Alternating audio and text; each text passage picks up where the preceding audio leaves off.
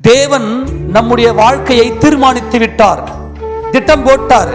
நம்ம எப்படி இருக்கணும், நம்முடைய வாழ்க்கை எப்படிப்பட்டதாக அமைந்திருக்கணும் என்பதை குறித்தெல்லாம் தேவன் திட்டம் போட்டார். ஆனா நம்ம என்ன செய்யல அப்படின்னா, என்னை குறித்த தேவனுடைய திட்டம் என்ன, என்னை குறித்த தேவனுடைய சித்தம் என்ன என்பதை அவருடைய சமூகத்தில் போய் உட்கார்ந்து ஆராய்ந்து பார்ப்பது இல்லை. அவருக்கு நம்ம ஒப்பு கொடுக்கிறது இல்லை. அவன் வாழ்க்கையில தீமை நடக்குது, அவமானம் நடக்குது, நிந்தை நடக்குது, போராட்டம் நடக்குது.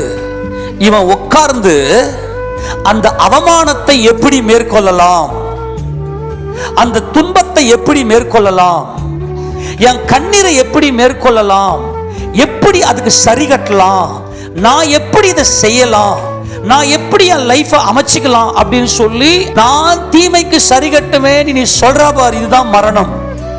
இதுதான் தேவனைய மனுஷனுடைய பிரிச்சிச்சு. ஆனா இப்ப ஆண்டவர் நமக்கு என்ன சொல்றாருன்னா, நான் தீமைக்கு சரி கட்டுவேன் நீ சொல்லாத, மாறாக கர்த்தருக்கு நீ காத்திரு, நீ அமைதியா இரு.